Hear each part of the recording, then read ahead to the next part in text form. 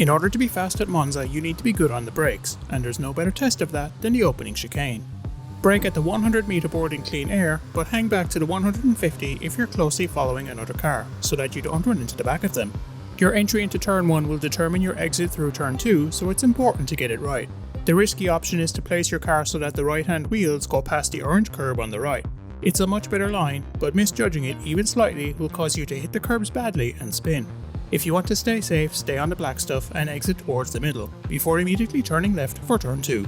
Avoid the big orange curb on the left and be ultra patient with the throttle on the exit. Short shift to third right away and feed the throttle in before doing the same to fourth, at which point you should be full throttle once again. Following Curva Grande, you've got a similar chicane, though the exit is a little trickier this time.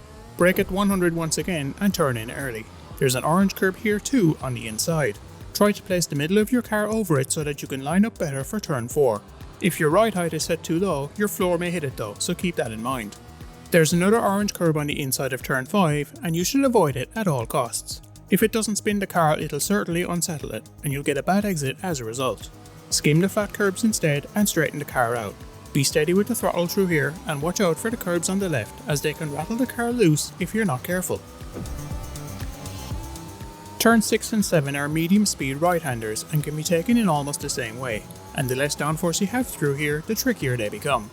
Brake a little bit at the 50 meter board for Lesmo 1 and try to get in towards the inside while maintaining good speed. Clipping the curb or the grass here is dangerous, though the ones on the exit are a little safer. For Lesmo 2, your priority should be your exit speed. Fortunately, the curb on the inside is relatively flat. Shift up to 6th gear once you hit it and get back towards full throttle on the exit. There's just enough runoff to make this work, though if you go too far to the left, the track limits are rather strict, so keep that in mind as you exit. Setup-wise, Monza is an interesting one. While you need the high speed for the straights, you also need a bit of grip for the braking zones, as well as the high speed Ascari section, which is coming up. I go with a 6-6 wing angle here, as the grip through the Lesmos and Ascari is important for getting good exits onto the straights that follow. If you feel this is too high, knock them down 1 or 2 points each to gain a little top end on the straights. Another key setting to get right here are the brakes, especially the bias. If you run this percentage too low, the back of the car will want to step out very easily, so I set it to 57% for stability. During the race I can tweak this up and down to find the right balance, as the tyres begin to wear down. One more thing to make note of here is the ride height. In order to get a decent run through the chicanes, you need to clip the curbs a little bit, and the higher car helps maintain control if you're on the right line.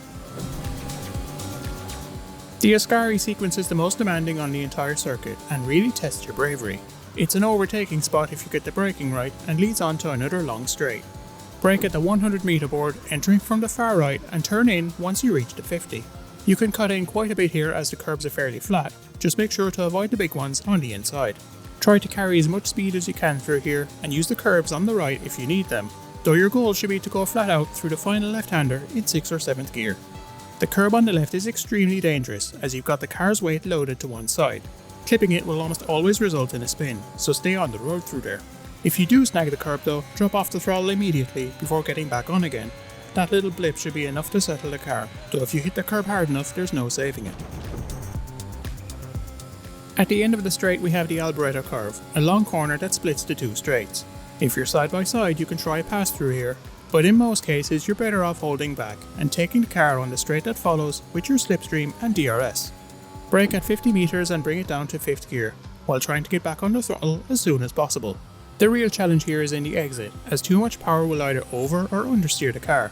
That being said, don't leave full throttle too late as you need it for the next straight. As soon as you feel the car won't understeer out wide, put the power down and start making those passes. If you want to know how, check out the guide on screen now, and I wish you the best of luck in your next race.